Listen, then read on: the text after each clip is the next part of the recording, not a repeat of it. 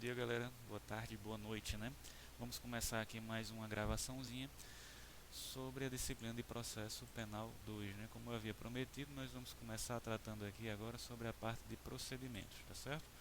Antes de iniciarmos, é bom que a gente faça alguns esclarecimentos básicos, tá certo? Como, por exemplo, abram os slides. É imprescindível que vocês tenham eles abertos para poderem acompanhar isso daí de maneira mais adequada, né?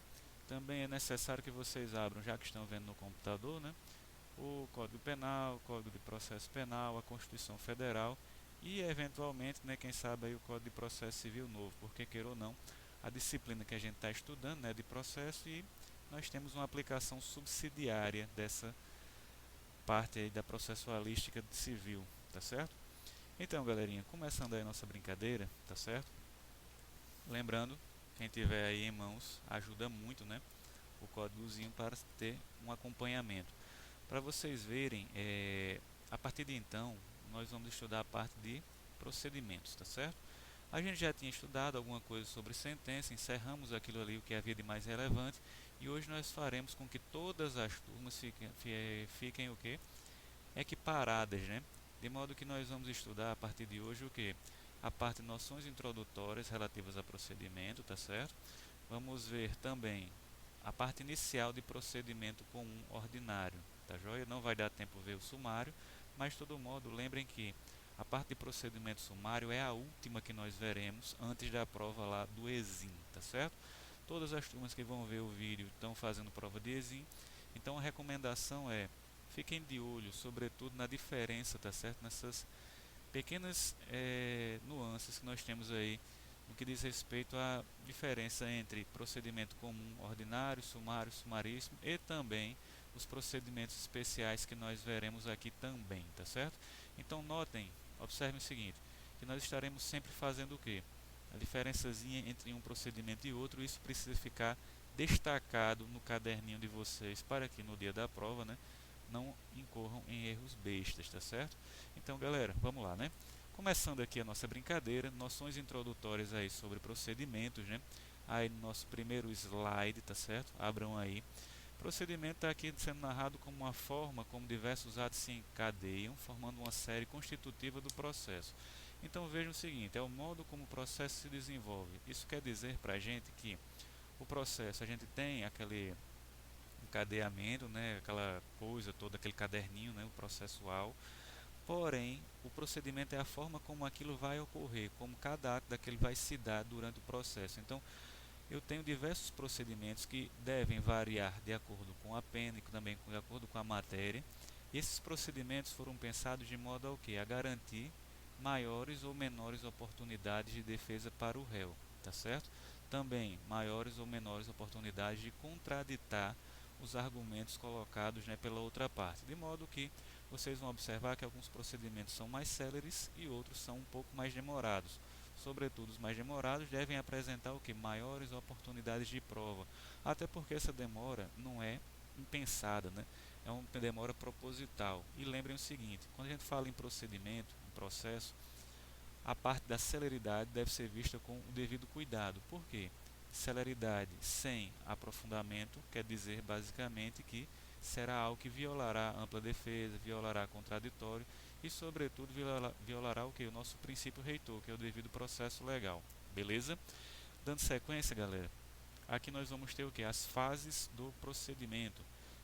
Fases essas que vocês já dominam, tá certo? Aqui a gente está só o que? Nomeando. A gente tem a fase postulatória, onde as partes vão formular os seus pedidos, tá certo? Temos a fase instrutória, onde deverá ser o que? Comprovado o que se demanda. E teremos a fase decisória, onde o juiz deverá o que? Decidir se dá provimento ou improvimento, se recebe ou não recebe. Isso porque essa fase decisória não se dá somente no juiz de primeiro grau, tá certo? Nós teremos a fase decisória também aonde? No segundo grau, segunda instância, tá certo? Através da parte recursal, que é justamente aí a última oportunidade que foi colocada aí para vocês, tá bom? Um detalhe interessante também que consta aí do material é o que? Um aspecto relativo à violação das regras procedimentais.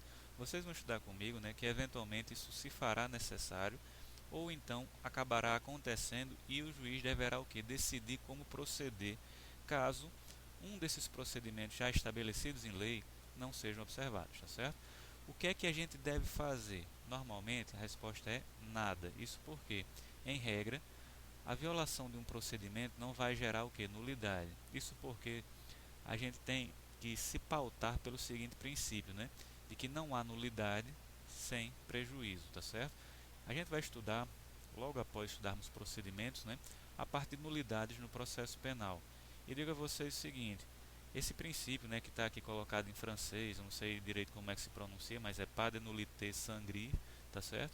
Quer dizer para a gente que não há nulidade sem prejuízo, ou seja, eu preciso ter uma nulidade de natureza absoluta, uma nulidade que independa de prejuízo, ou no caso de uma nulidade relativa, eu devo comprovar a existência desse prejuízo para que então seja declarada a dita nulidade, tá certo? Sob pena de nós termos o que? A preclusão daquela nulidade e seguirmos adiante com a marcha processual sem qualquer problema, tá certo?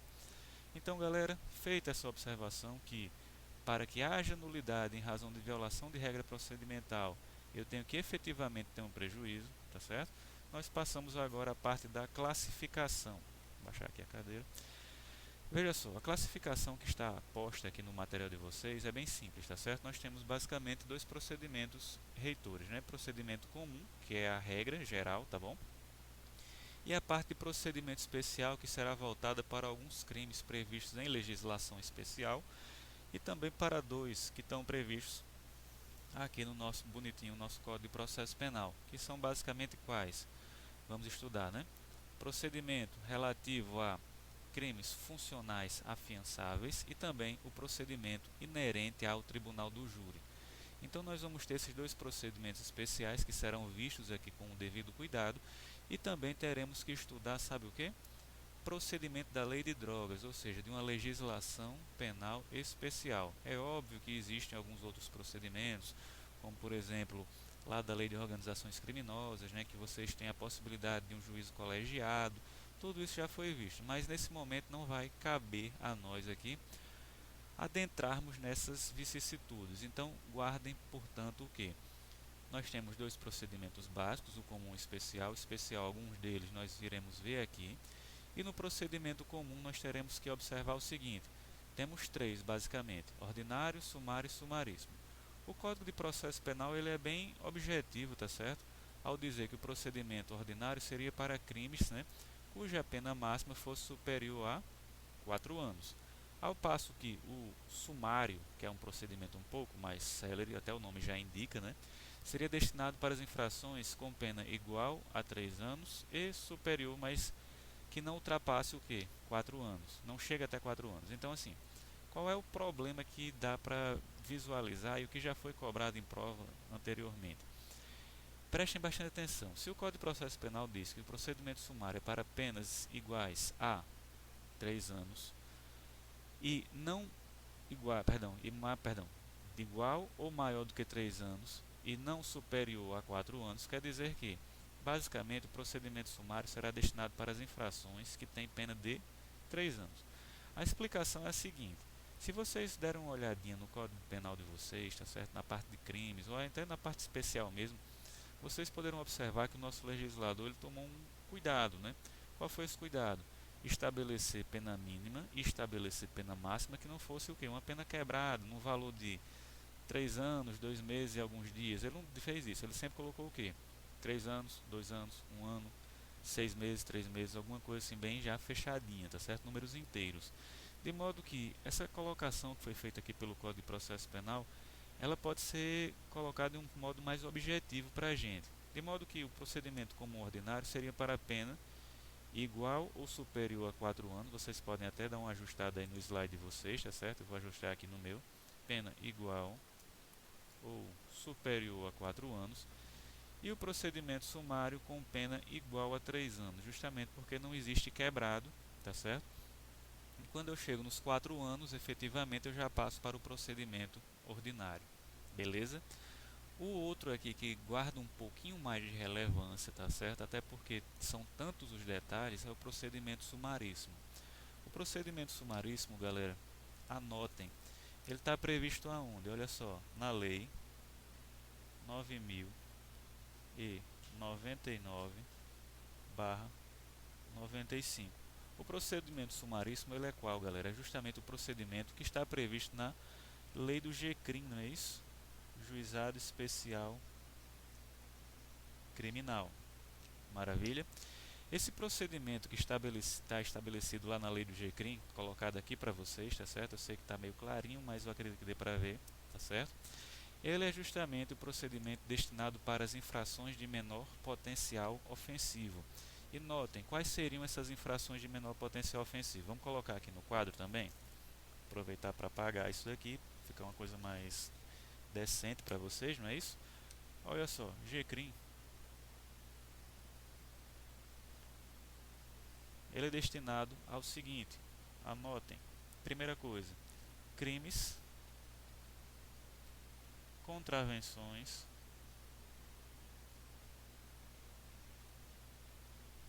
e a gente vai colocar aqui uma exceção, excetuando-se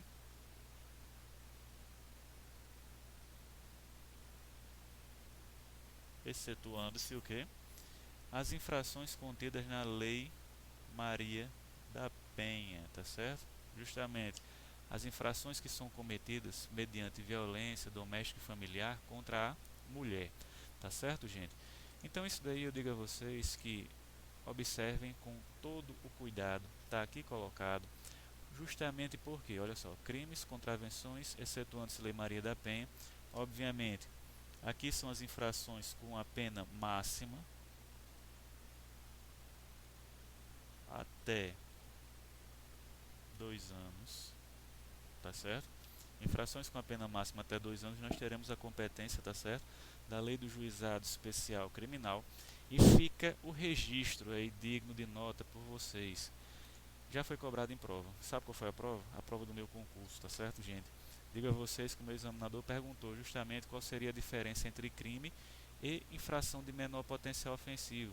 E eu não soube distinguir, não soube apresentar direitinho essa diferença. Lembrando aí, portanto, né, que o que está colocado, exposto com devido cuidado no quadro para vocês é que a competência do juizado é infrações até 2 anos, tá certo?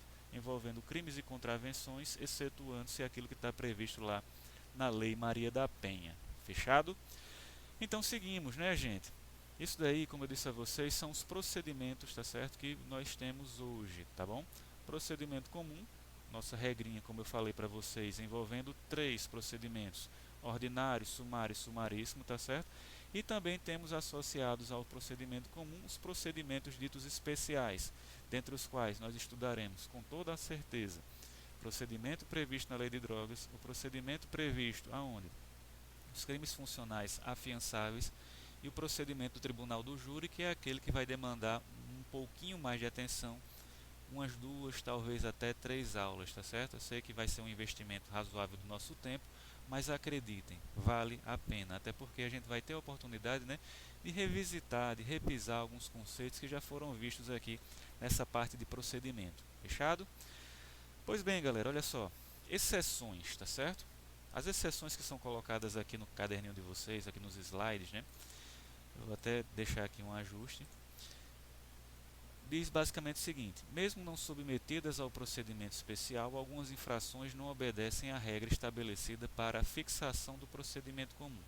Traduzindo isso aqui em miúdos, quer dizer basicamente que eu tenho alguns crimes, tá certo, previstos em legislação apartada, onde a legislação já determina o seguinte: embora eu possa ter esse crime sendo submetido a comum, ordinário, sumário, sumaríssimo, esse crime aqui vai ser submetido somente a um desses procedimentos, ou então não se submeterá a tal procedimento. Querem ver quais são as exceções? Então passem aí para o próximo slide, nós veremos. Olha só, as exceções, a primeira delas já foi colocada aí no quadro, né? Diz respeito à Lei Maria da Penha, que diz basicamente o seguinte: não será aplicada a Lei Maria da Penha, justamente qual procedimento? O procedimento do rito sumaríssimo, tá certo? Prestem atenção. O rito sumaríssimo, ele traz para a gente um rito mais o que? Célere, mais rápido e, como o nome já diz, de menor profundidade. Isso porque lá no rito sumaríssimo, tá certo?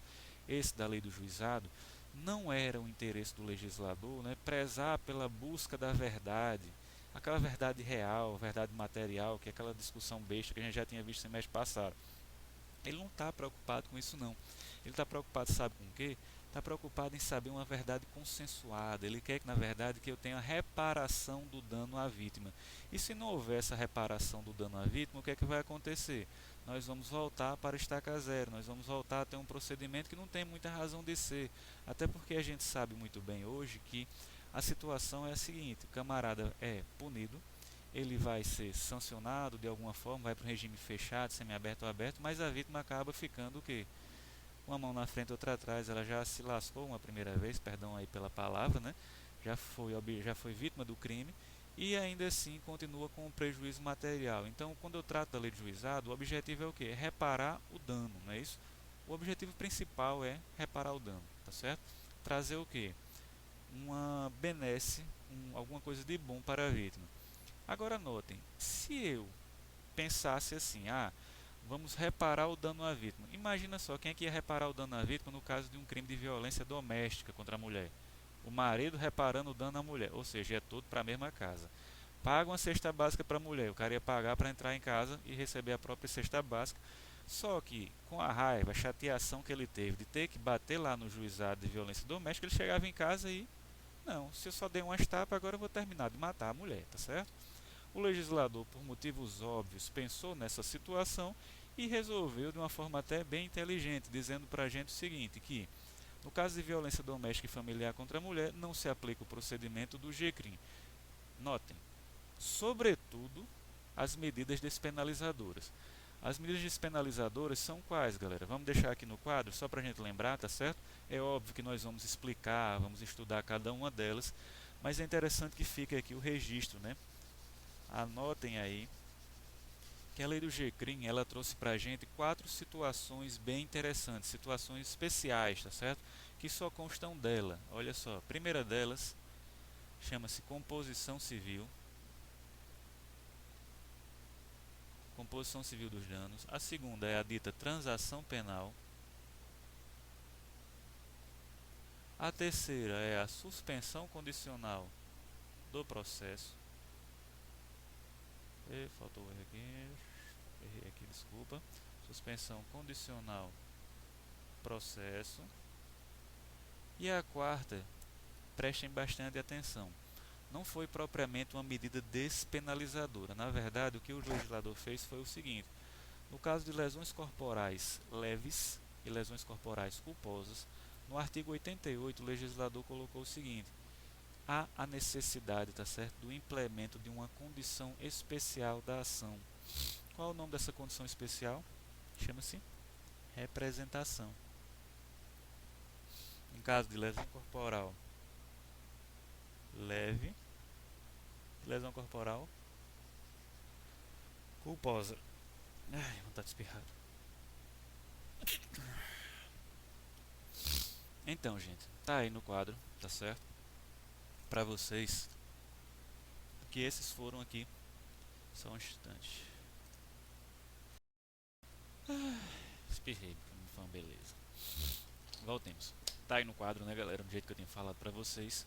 Composição, transação, suspensão condicional do processo e representação em hipóteses de que lesões corporais leves e culposas. Deixa eu ver se eu melhoro essa luz aqui que tá horrível, né?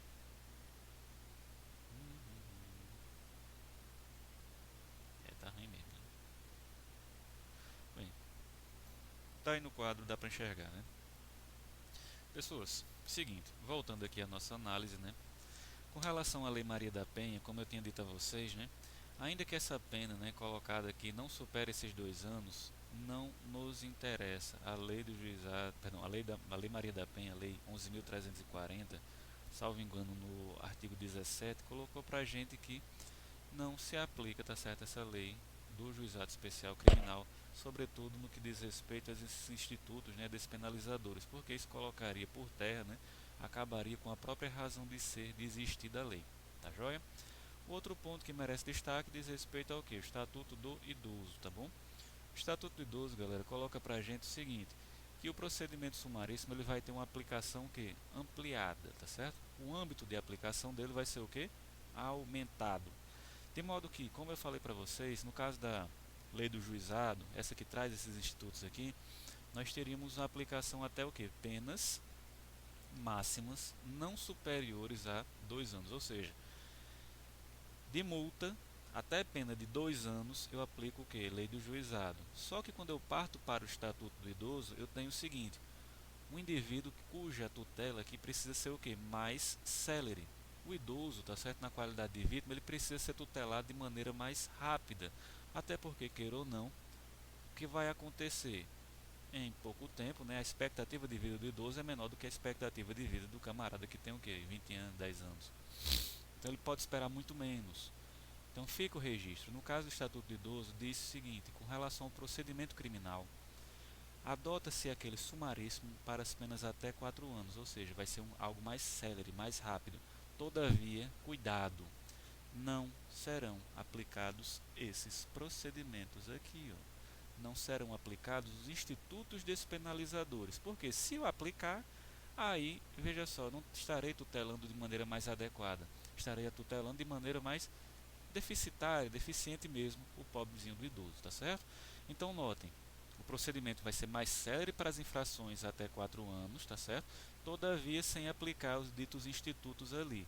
Eu só vou ter o que? Algo mais conciso, mais breve, justamente porque eu desejo tutelar o idoso de uma maneira mais adequada. Fechado?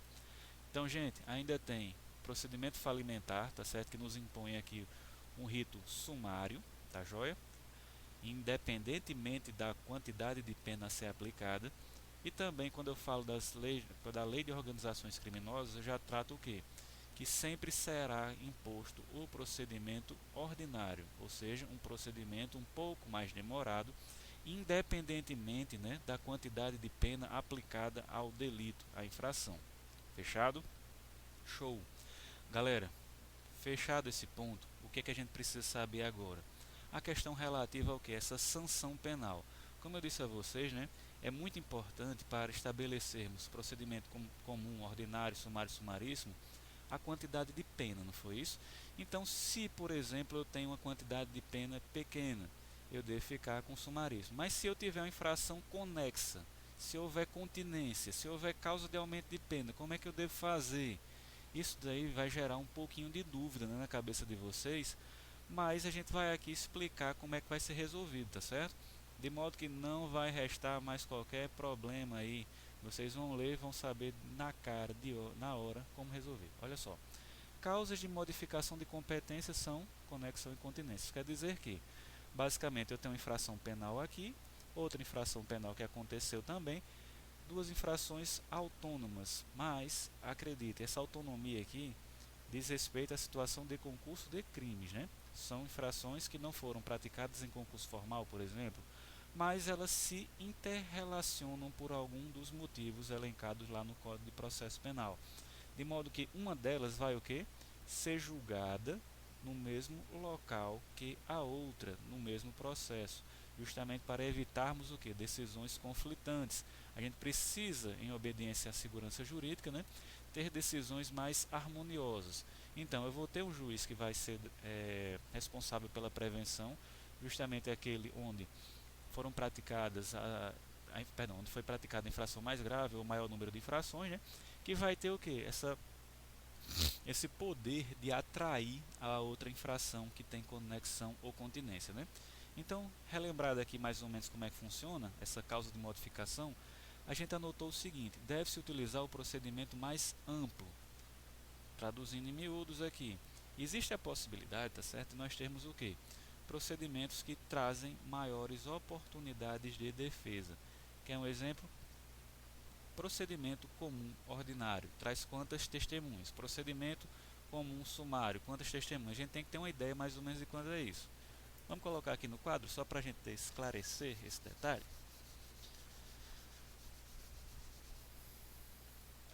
Gente, observe, tá certo? Que o procedimento comum ordinário terá 8 testemunhas, ao passo que o sumário terá 5 e o sumaríssimo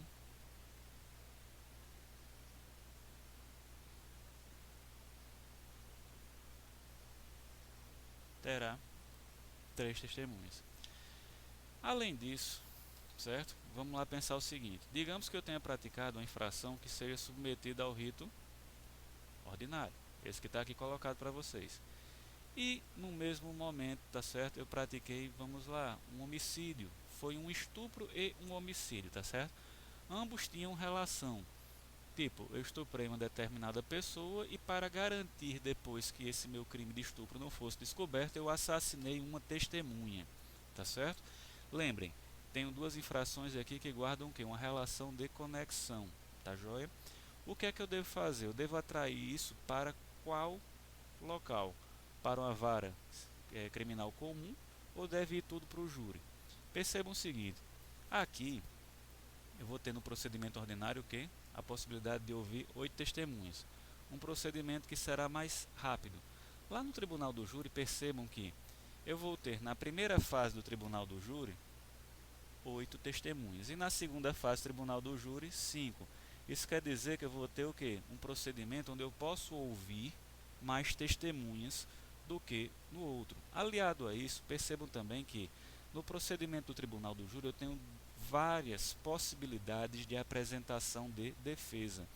Eu vou ter uma resposta à acusação, eu vou ter as alegações orais dentro da primeira fase, do iudicium accusationis, e na segunda fase, que é o iudicium causa, né, na instrução no plenário do júri, eu vou ter várias possibilidades de apresentar o que? Nova argumentação, nova defesa. Então, como esse procedimento ele é bem maior, bem mais amplo, apresentando maiores faculdades de defesa, é óbvio, tá certo, que eu vou ficar o quê? Com um procedimento mais amplo.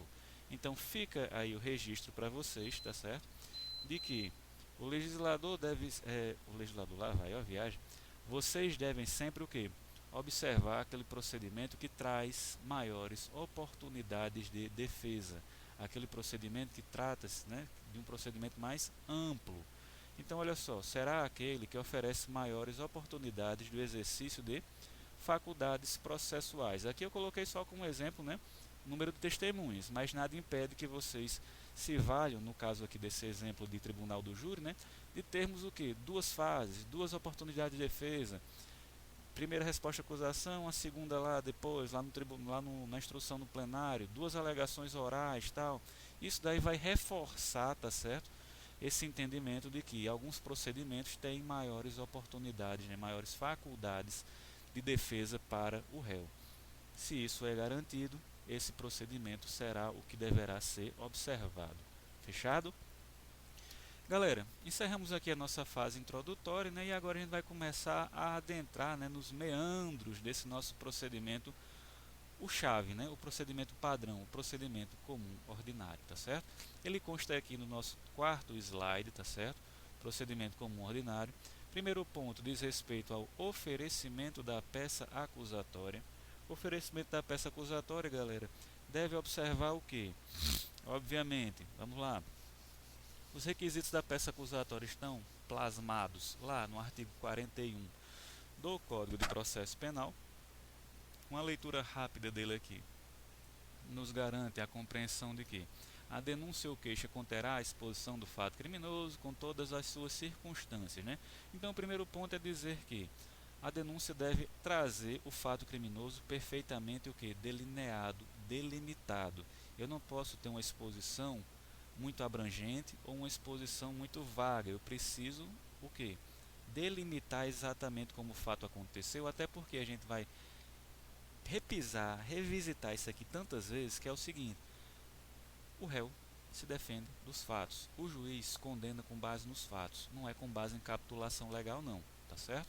Então anotem esse pontinho, tá certo? O réu e o juiz, eles levam em consideração, seja para defesa ou condenação, os fatos que foram narrados na denúncia. Até porque a gente vai ter o que também com relação à sentença? O princípio da correlação. Então a correlação vai se dar com o que? Com os fatos, algo que já foi estudado com vocês, né? Então olha só, além da exposição delimitada, precisa do fato, com todas as circunstâncias, né? Circunstâncias e elementares também já foram vistas aqui por vocês, né? A qualificação do acusado também deve ser colocada de maneira adequada. Quem é, de onde veio, o que faz, o que é que não faz, esclarecimentos pelos quais se possa identificá-lo, a classificação do crime, né, imputação normativa, e, quando necessário, rol de testemunhas. Isso tudo deve constar lá da peça acusatória, que, por motivos óbvios também, deve apresentar o que? A obediência a requisitos e pressupostos, né, de validade e existência. Como, por exemplo, a questão envolvendo a legitimidade, né, condição da ação. A parte deve ter possibilidade de estar em juízo.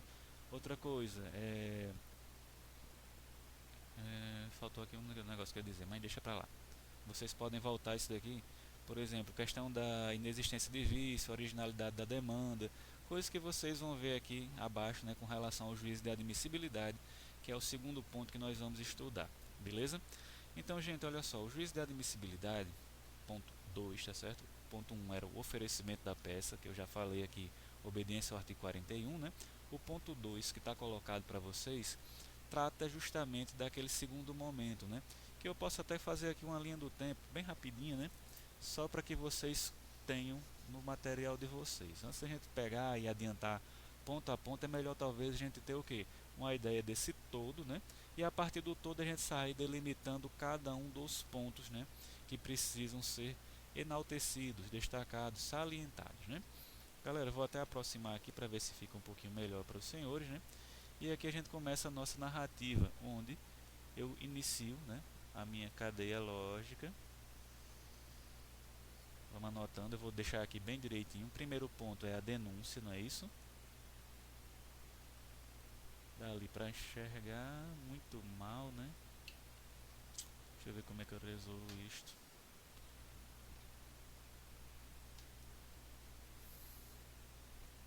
Deixa eu ver se esse daqui está melhor. Denúncia. Ah, melhorou. Depois da denúncia, galera, eu tenho um segundo momento que vai estar aqui, que é justamente o recebimento ou a rejeição. Tá joia?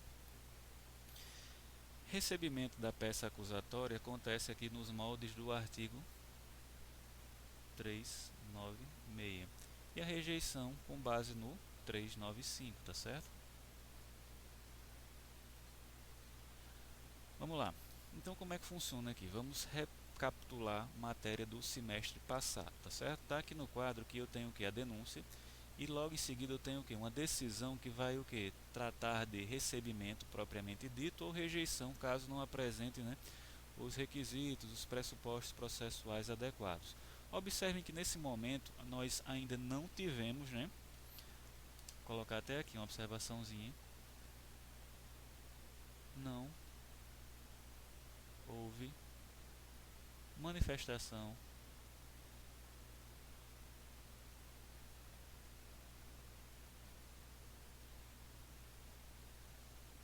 ou seja, não houve manifestação da defesa, tá certo, galera? Então, aí está uma coisa bem clara para vocês, que é basicamente que essa decisão aqui, proferida nesse momento do recebimento, ela se dá, como a gente chama lá no processo civil, um status assertionis, tá certo? É a aplicação da teoria da asserção, ou teoria da della prospetazione, tá certo? Então, eu quero só que vocês percebam o seguinte: o que quer dizer essa teoria da asserção, que fala também aí, né, sobre as condições de ação? Quer dizer basicamente que essa decisão de recebimento, que cogita aqui da existência ou inexistência de condições de ação, tá certo? Ela se dá num momento onde ainda não existe manifestação da defesa. Quer dizer para a gente, basicamente, que é uma decisão que se dá com base tão somente no que foi arguído pela acusação, tá certo? Então guardem, por favor, esse registro, ele é digníssimo de nota, tá certo? Que no momento do recebimento eu vou considerar somente o que consta da denúncia, ainda não houve o que? A oportunidade da defesa, que ocorrerá em momento posterior. O momento posterior é aqui, vamos lá. Caso eu tenha o que? Recebido, eu realizarei o que? Vamos lá. A citação, não é isso? Vamos deixar aqui, citação. Citação. E através dessa citação, o nosso amiguinho se torna réu, tá certo? Ele passa a integrar a relação jurídica processual. Nós teremos lá o nosso triângulozinho formado, né? Autor, Ministério Público e réu, tá certo? E a partir daí surge o que? O direito para ele oferecer o que? A dita resposta, né? A resposta do réu no processo civil é a contestação. Aqui no processo penal ela tem um nome diferenciado, né? Que é a resposta à acusação. Resposta à acusação é a defesa que é apresentada pelo nosso queridinho, nosso réuzinho, né? E ela é feita num prazo de 10 dias após o que? A sua citação. Citado, beleza, a partir de então ele tem o prazo de 10 dias para oferecer a sua resposta. Nós vamos estudar, por motivos óbvios, o que contém a dita resposta à acusação, mas notem que o momento adequado aqui é justamente o que? Um momento onde o réu deseja conseguir aquilo que a gente chama de absolvição sumária, tá certo? Então, apresentada a resposta à acusação, isso é devolvido para quem? Para o juiz, tá certo? Onde o juiz poderá proferir uma decisão de, vamos lá, absolvição sumária, com base no artigo 397 do Código de Processo Penal.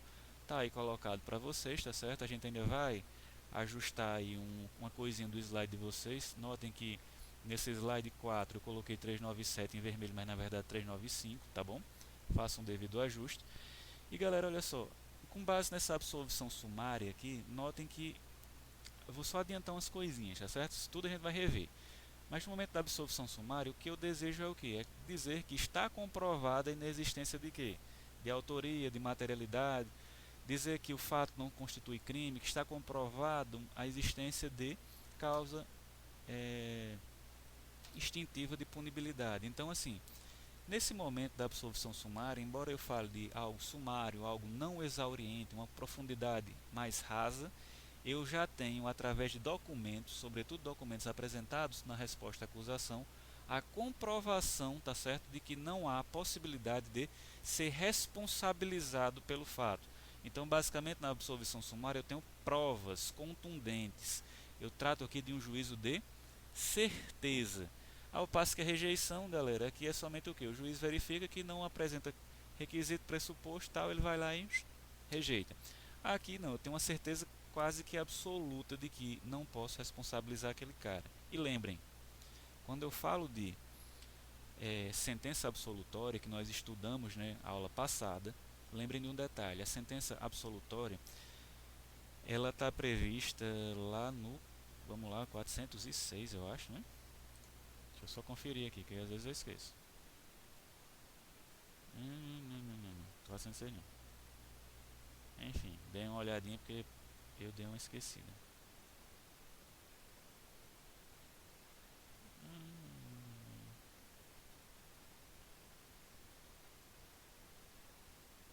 386, tô ficando doido, beleza? Então, galera, olha só, na sentença de absolutória, lá no 386, né? Aquele dispositivo que inclusive a gente fez um comparativo, né? 397, 386. Eu quero que vocês observem que lá, tá certo? Eu tenho um juízo que nem sempre é um juízo de certeza. Na verdade, se eu tiver dúvida, eu faço o quê? A aplicação daquele princípio, né? In dubio pro réu, eu vou lá e absolvo. Mas aqui nesse momento dessa absolvição sumária, eu não tenho possibilidade de julgar com base em dúvida. Eu só posso julgar com base em certeza, tá certo? Uma certeza garantida através de prova, né, pré-constituída, aqui apresentada pela nossa defesa. Fechado? Dando seguimento, não sendo o caso da absolvição sumária, né, o juiz vai marcar num prazo de até 60 dias o quê? A nossa dita audiência una, né, de instrução e julgamento, né?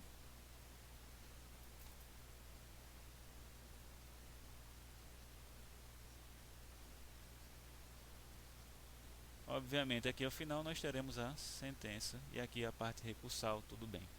Deixa eu ver se vocês estão conseguindo enxergar direitinho. Olha só.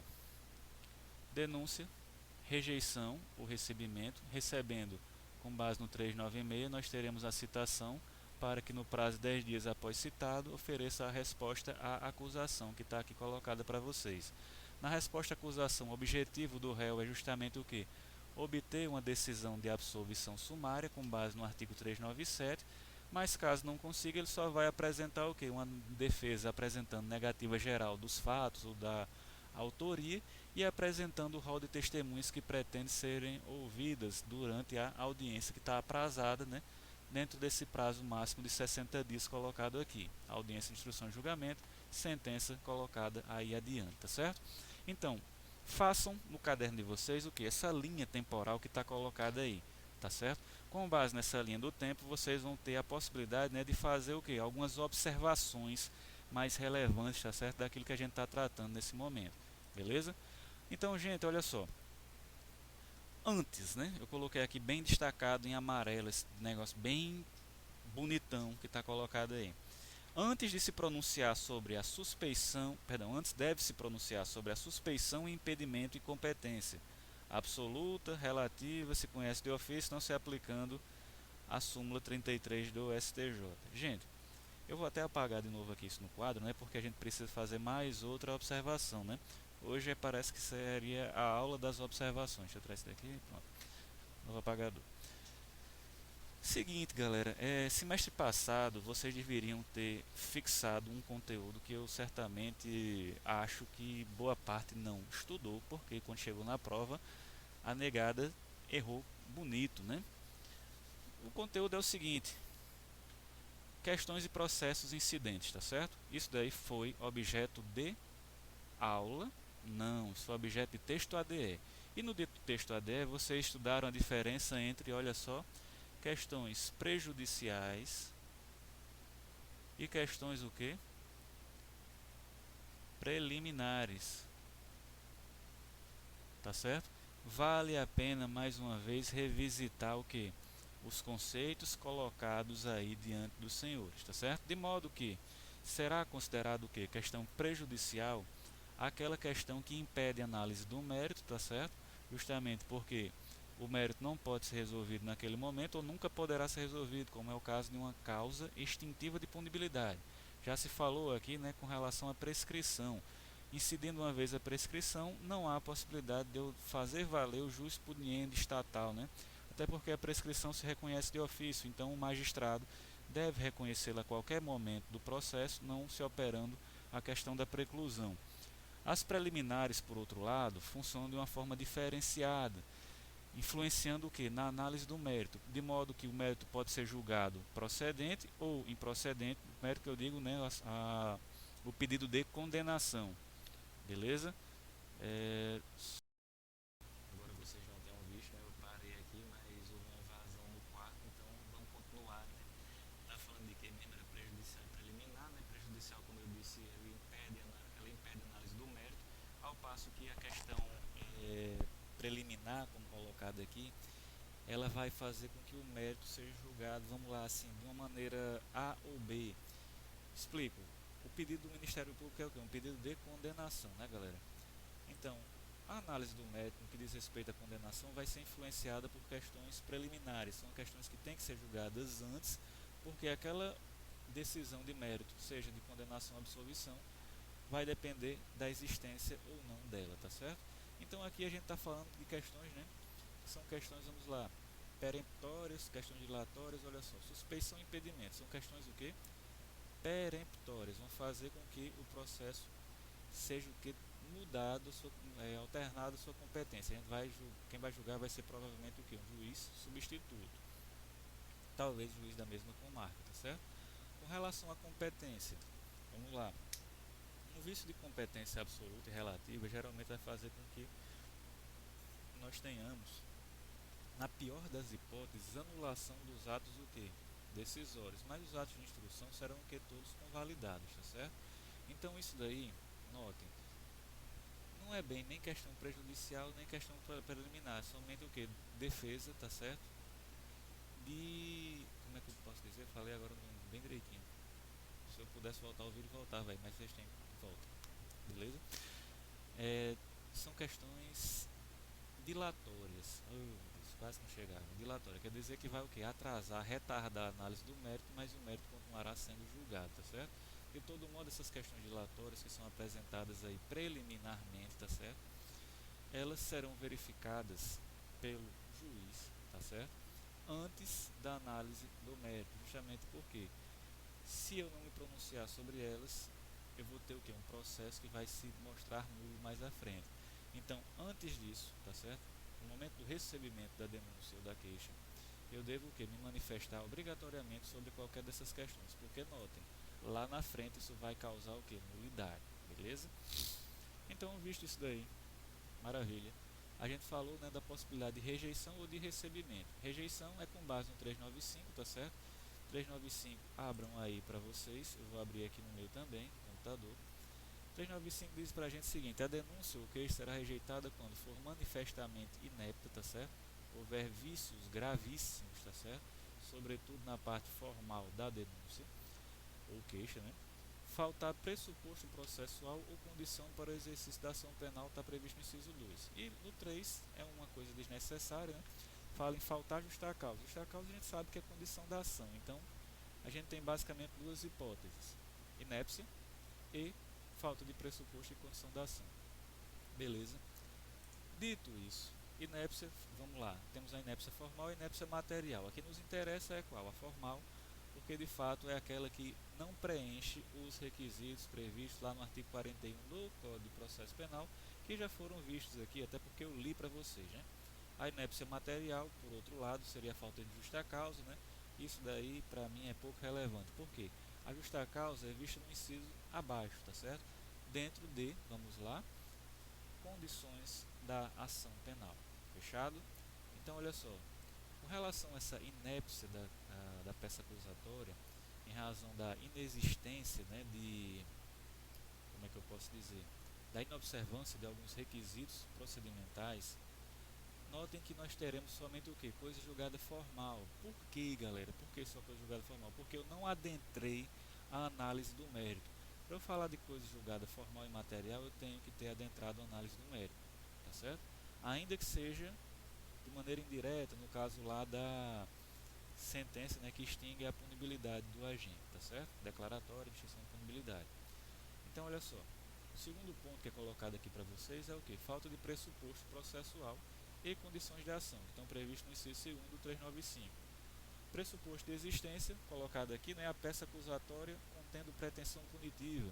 Ou seja, eu não posso ter, vamos lá, a narrativa bem bonitinha, né, o direcionamento, excelentíssimo senhor, juiz de direito da vara criminal não sei de onde, auto inquérito policial número tal, logo em seguida eu venho a narrar o fato, e embaixo eu simplesmente deixo o fato narrado e não peço condenação nenhuma. Isso aí seria algo ridículo, tá certo?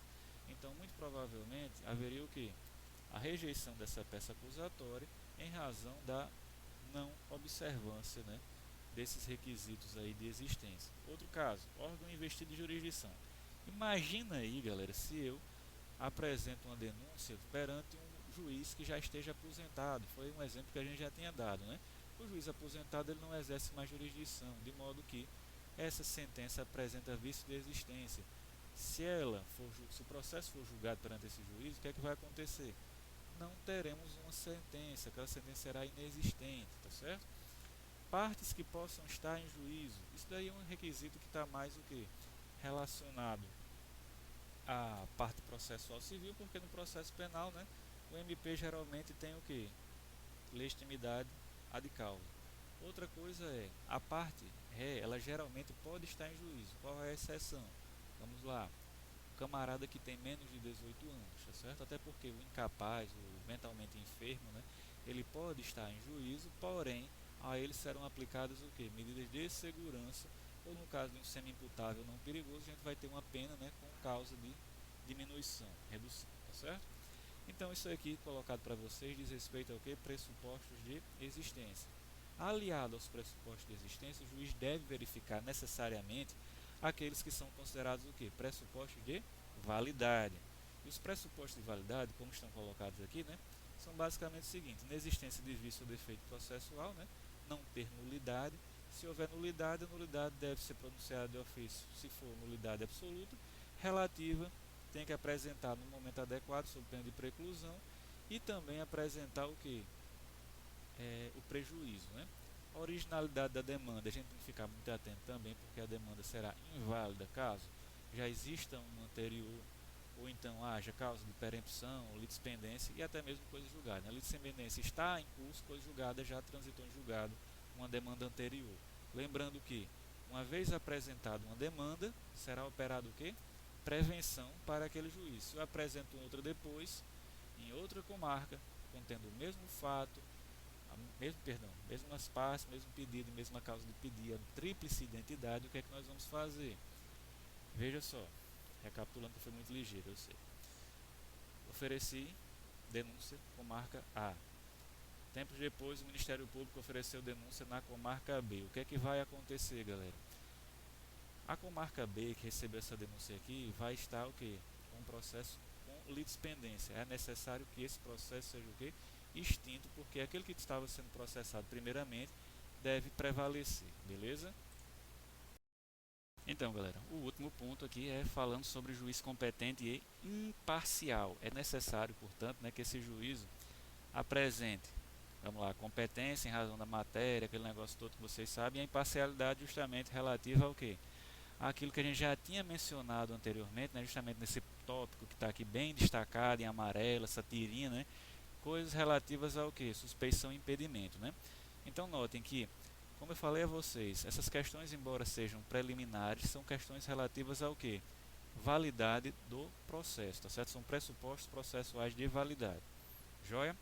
Passando agora aqui ao próximo ponto, nós temos aqui as causas de rejeição, né? Colocadas aqui também, né, falta de pressuposto de validade ainda. Continuando, validade, quarta hipótese, legitimidade ad processo, o indivíduo ter mais de 18 anos. Capacidade postulatória, algo que é inerente ao advogado, o cara que está inscrito na OAB. Citação válida, deve ser procedida. A citação aqui no processo penal, nós vamos ver que nós temos a citação pessoal via mandado de citação, que é a regra. Nós temos também a possibilidade eventual de uma citação por edital, quando o indivíduo não é encontrado. E naquele caso do sem futuro lá que se esconde, aquele caso que eu sempre digo a vocês, né? O cara chega lá, o oficial de justiça, e faz toque, toque, toque. Aí o cara lá dentro pergunta, quem é? Aí o cara lá de fora diz, o oficial de justiça. Aí o camarada lá de dentro responde, tô não, né? Então veja, nessa situação o oficial de justiça sabe que ele se oculta para não ser citado, vai lá mais 3 vezes, né? E depois ele certifica o ocorrido, intimando alguém, algum vizinho, alguém que mora na residência, dizendo que a partir daquele momento o indivíduo se considera o quê? Citado, tá certo? É uma citação que opera efeitos regulares, sendo que o processo vai transcorrer regularmente à revelia desse indivíduo, beleza? Então olha só, continuando, né? Observância de outros requisitos legais relativos aos observância de outros requisitos legais relativos à denúncia, que eu escrevi errado, ajeitem aí a denúncia, ou queixa. 41. Outros elementos que conduzam nulidade, qualquer um que vocês encontrarem aí. E por fim, gente, a gente vai falar aqui da falta de condições de ação. Vocês sabem muito bem, né? E aí, acredito que os senhores tragam um conhecimento já razoável do processo civil, quando vocês trataram lá de condições de ação, logo no iniciozinho, né, teoria geral do processo, acho que vocês já viram alguma coisa, e certamente viram em processo de conhecimento, né, a parte de condições de ação. Hoje, nós tivemos o quê? A redução de uma das condições de ação de maneira formal. Isso quer dizer que o novo Código de Processo Civil suprimiu uma das condições de ação, que é justamente qual? A dita possibilidade jurídica do pedido. A possibilidade jurídica do pedido, essa que está aqui colocada para os senhores, está certo? Bem interessante. Foi retirada formalmente do Código de Processo Civil, mas notem que ela já tinha sido retirada, né, aos poucos, né, pela doutrina. Por exemplo, se vocês pegarem um livro mais antigo do Fred Didier, ou então até mesmo lá do Daniel Amorim e Assunção Neves, vocês vão ver que esses doutrinadores que são, assim, tudo bem, mais concurseiros, mas são doutrinadores com doutorado, pós-doutorado, que fizeram um estudo mais aprofundado da matéria, mas de maneira mais recente, mais atualizados talvez, eles já apresentavam, né, que a possibilidade jurídica do pedido não integrava mais pressuposto ou condição da ação, especificamente condição da ação. Por quê? Seria assunto inerente ao mérito, ao que seria decidido aonde? Na sentença, tá certo? Então o nosso legislador simplesmente fez o que? Ele se atualizou com base naquilo que já havia de estudo doutrinário, né, prevalecendo, tá certo? Então hoje nós temos aqui como condições de ação quais? Interesse de agir e legitimidade de parte. Isso no processo civil. E no processo penal nós agregamos quais? A genérica chamada justa causa, que seria basicamente o que?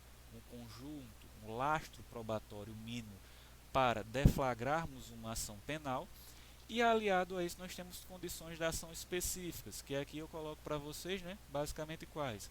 Representação da vítima ou requisição do ministro da Justiça, né, sobretudo em casos em que figure como vítima o presidente da República, né, e alguns outros tantos. Recurso cabível contra rejeição. Aqui mora perigo, tá certo, gente? Cuidado com o seguinte. É uma das questões mais batidas que eu já vi em prova de concurso. Certamente isso será o que? Objeto de prova de vocês. Não tem para onde correr, tá certo? Sobretudo, quando a gente for estudar, sabe o que? A parte lá de recursos. Apelação e recurso em sentido estrito. As hipóteses de um e hipóteses de outro. Sabe por quê? Porque a gente tem como recurso cabível contra rejeição, lá no 581 do Código de Processo Penal, adivinha, vamos abrir aqui para a gente ler, olha só, bem bonitinho, 581, fala de recurso em sentido estrito, caberá recurso no sentido estrito da decisão, despacho, a sentença, que, olha só, não receber a denúncia ou queixa, ou seja, a decisão de rejeição. Então a decisão de rejeição está prevista aqui, né, como hipótese de cabimento do recurso em sentido estrito. É só isso que cai em prova de concurso? Não, minha gente, se liga no seguinte. O concurso ele não está querendo saber se você está estudando somente procedimento. Ele quer saber se você sabe de tudo o que consta do edital. Então ele geralmente faz o quê? Uma questão que vai interrelacionar disciplinas. E ele vai e cobra o quê? É certo que no recurso sentido é certo que contra a decisão de rejeição será sempre cabível recurso sentido estrito, independentemente do procedimento? A resposta é errado. Justamente porque no juizado especial criminal nós teremos o que? O cabimento de apelação. Apelação, notem, requisitos diferentes, prazo de interposição diferente, tudo diferente daquilo que ocorre lá no recurso sentido estrito, tá certo? Então fica a dica, precisam saber a diferença entre recurso cabível contra rejeição, procedimentos em geral, recurso cabível contra rejeição, juizado criminal, apelação, beleza? Fica a dica para vocês gravarem esse detalhezinho. Então, galera, último ponto aqui para ser analisado antes da gente dar um pause aqui, ficar nessa primeira parte do vídeo, né? Eu acabei não falando, mas nós ficaremos com 2 vídeos, mais ou menos de 1 hora cada, diz respeito às hipóteses de recebimento. Hipótese de recebimento, vejam que nós não temos elas delimitadas precisamente no Código de Processo Penal. Na verdade, o que é preciso fazer é uma interpretação a contrário senso. Basicamente, nós temos o quê? Uma dicotomia, ou cabe rejeição ou cabe recebimento. Então, não sendo hipótese de rejeição, será o quê? Hipótese de recebimento, tá certo? As hipóteses de rejeição nós vimos lá no 395, se não se encontrar em nenhuma das hipóteses de rejeição, nós teremos necessariamente uma decisão envolvendo o que? Recebimento da peça acusatória. E notem, o que é importante gravar aqui, o que é importante vocês lembrarem é que essa decisão de recebimento ou não da peça acusatória não é uma decisão que precise ser fundamentada. Eita danado. Então vamos deixar esse detalhe aqui bem anotadinho no quadro. Recebimento não precisa fundamentar. Show de bola? Tá aí colocado para vocês, tá certo? A decisão de recebimento não precisa fundamentar, tá joia? Outra coisa, uma vez recebida, não pode mais ser o que? Rejeitada. Opera-se-ia a chamada preclusão pro judicato. Que danado é isso, professor? Vamos explicar? Vejam, o que seria essa preclusão pro judicato? Quer dizer que o juiz não poderia mais o que? Voltar atrás, ele não poderia se retratar, tá certo? Isso é algo que prevalece na doutrina já mais antiga, mas hoje a gente tem o que? soluções jurisprudenciais e até doutrinárias, né, para esse tipo de situação. Lembra que a gente fez o quadrinho, não, a gente fez a nossa linha do tempo aqui com relação ao procedimento como ordinário? Lembra que eu tinha o quê? Primeiro ponto, a denúncia, depois recebimento, rejeição, depois eu vinha com a resposta à acusação. Se liga aqui, se nessa resposta à acusação, que está aí no caderninho de vocês, a parte chega e apresenta causa de rejeição, e o juiz olhando e diz, eita danado, olha só a merda que eu fiz, não observei essa causa de rejeição, o que é que eu vou fazer agora? Teria que levar esse processo adiante, porque teria se operado essa preclusão, ou na verdade deveria adotar uma dessas soluções? Olha só qual é a solução primeira. A aplicação analógica do 267.6 do Código de Processo Civil Novo, que diz que será causa de extinção do processo sem resolução de mérito, ou então nós passaríamos a uma segunda situação, que seria a seguinte. No caso do 3952, a ausência de pressuposto ou condição, o juiz poderia reconsiderar a decisão após a resposta à acusação, ainda assim proferindo uma decisão de rejeição. Notem, existe uma decisão, certo, da Corte Especial, não é pouca coisa, da Corte Especial do STJ, que é justamente o plenário, né, o órgão colegiado maior do STJ, pacificando o seguinte entendimento, que caberia sim eu rejeitar a peça acusatória em momento posterior, tá certo, ao recebimento da denúncia, tá certo? Isso está aqui colocado para vocês nesse RESP 1.318.180 do ano de 2013. Beleza, galera? Vou parar por aqui esse vídeo, tá certo? Vou fazer o upload dele, vou colocar aí na internet. E o próximo vídeo a gente vai continuar daqui, tá certo? Ambos os vídeos serão disponibilizados hoje, dia 27/8, para os senhores. Valeu? Um abraço. Tchau, tchau.